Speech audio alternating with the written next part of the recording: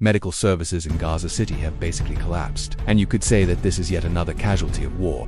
But really, this is something much more serious.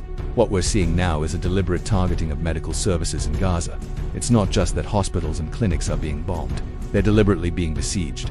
Earlier this month, we reported how Al-Shifa Hospital was surrounded by Israeli tanks. At the time, the medical director said that 15 patients died as a result. Now it seems the entire city is being turned into a giant siege.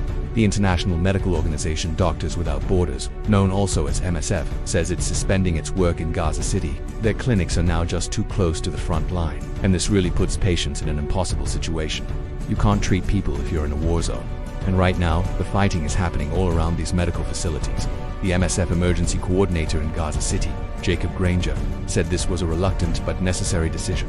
Here's what he said. With the current intensity of airstrikes and shelling as well as the reported movement of tanks less than a kilometer from our clinics, the security situation in Gaza City has dramatically deteriorated to levels that are no longer compatible with the safety of our teams. He added, the most vulnerable people in Gaza City, infants in neonatal care, people with severe injuries or life-threatening conditions who cannot move or access care at this time are simply unable to do so.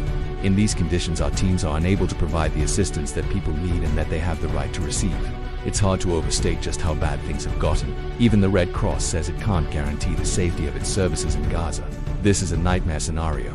Really, because when you have a health facility that's surrounded by tanks and bombarded by airstrikes, the whole thing can very easily collapse, and then it becomes a death sentence for anyone who needs medical help. In the past week alone, MSF says it carried out more than 3,600 consultations. That's in a single week.